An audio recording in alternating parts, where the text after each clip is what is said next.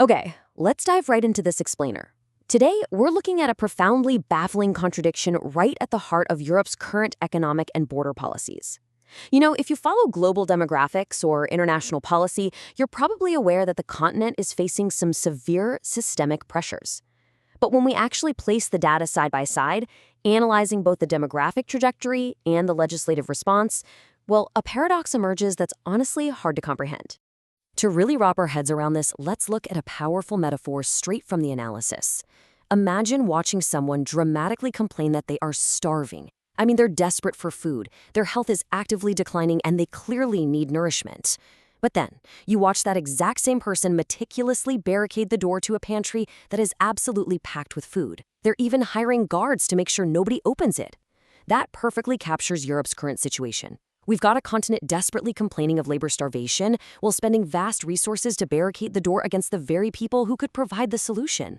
So the crucial point here is the undeniable math of the situation. Europe is standing right on the edge of a demographic cliff.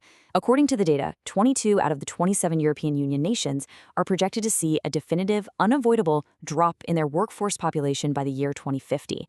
And meanwhile, within that exact same timeframe, the population of Europeans over the age of 85 is expected to more than double. This is a severe shrinking of the foundation that actually powers European healthcare, pensions, and industrial growth. The demand for a new workforce isn't just some political talking point, it's a mathematical imperative. But then we look at the response, and the contrast is just stark. On one side, we have this harsh demographic reality, a workforce dropping rapidly, and a desperate, urgent need for economic contributors to sustain an aging society. On the other side, we have the border response. Instead of facilitating an influx of workers, the system is allocating billions of euros to Frontex for border walls, surveillance technology, and militarized deterrence. This has resulted in 55,000 violent pushbacks across the Aegean Sea alone. It's an extraordinary contradiction. Vast wealth is being spent to violently repel the exact demographic injection required for the system's own survival. And these deterrence policies are highly systemic. Human Rights Watch, assessing the recent EU Asylum and Migration Pact, frankly described it as a disaster for migrants and asylum seekers.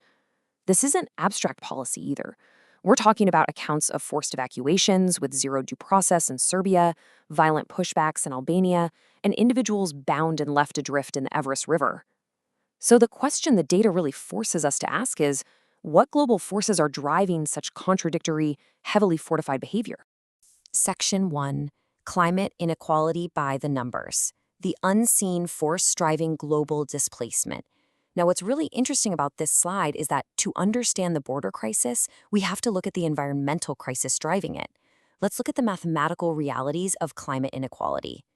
The inequality in who is actually causing climate change is staggering. If we break down the data globally, the wealthiest 1% of the world's population alone accounts for nearly 17% of all global greenhouse gas emissions. Now, compare that to the entire bottom half of the global population. That's roughly 3.5 billion people, and they contribute just 11.5% of emissions. Let that sink in for a second. The richest 1% are vastly outpolluting the entire bottom 50% of the world combined. And when we zoom out to look at the historical context established by the sources, the picture becomes even clearer.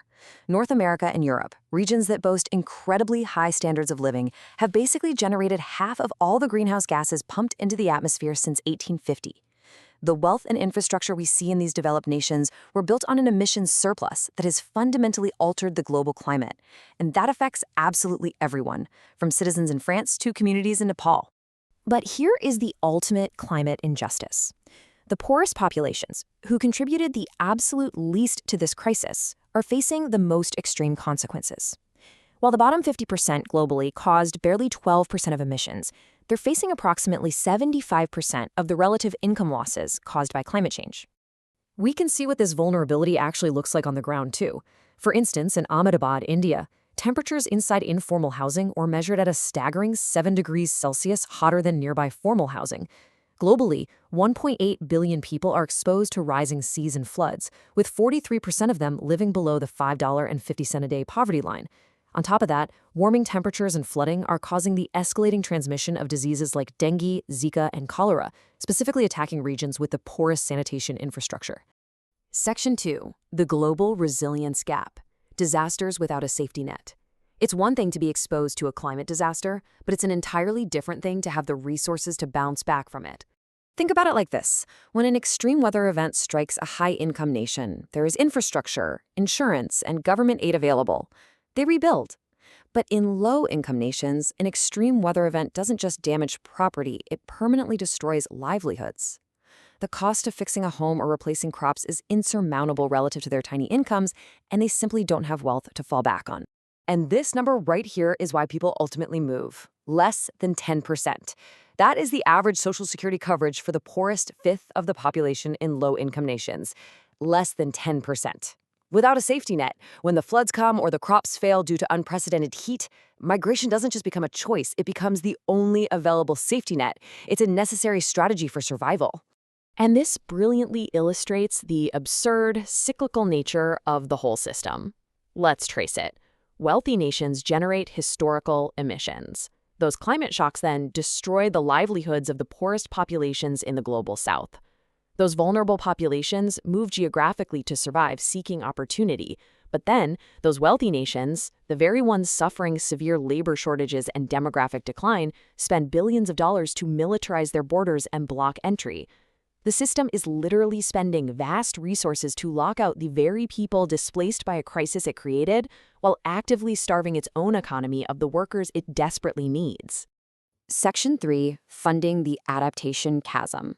The massive shortfall in global climate finance. So, how do we break this cycle? Well, we have to look at where the money is currently going versus where it's critically needed.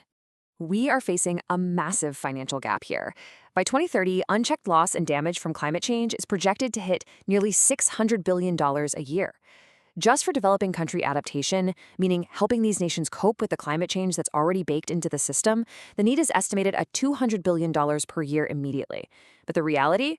In 2020, only about $29 billion was actually mobilized by rich countries for adaptation. It is catastrophically underfunded.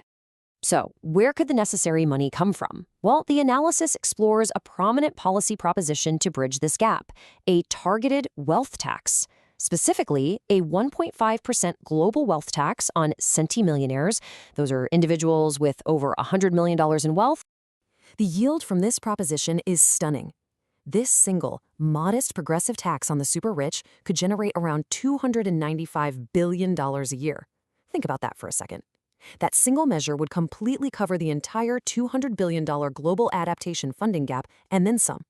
It proposes replacing politically difficult austerity measures with highly targeted wealth redistribution to fortify the most vulnerable parts of the globe.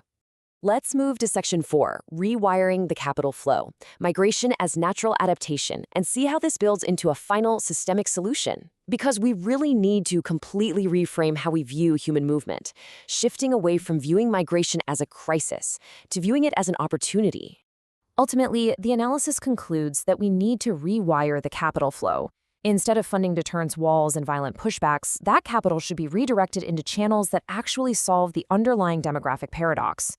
This means investing in urban planning and social housing in receiving countries, so that both native populations and migrants benefit. It means funding skills integration and language training, and expanding public services like healthcare and childcare. To summarize these steps from the source material, first, build prosperity in origin regions, so people aren't forced to flee climate shocks. Second, invest heavily in European infrastructure and social housing. And third, strategically match displaced workers with urgent labor shortages. The sources make a really compelling case that migration is not a systemic failure. It is a natural, inevitable climate adaptation mechanism and a direct, practical solution to Europe's demographic decline. Which leaves us with one final, profound question to ponder based on everything we've unpacked today. Given the clear demographic need, the glaring climate inequalities, and the massive amounts of capital currently being spent on deterrence, will we continue to fund walls, or will we fund our future?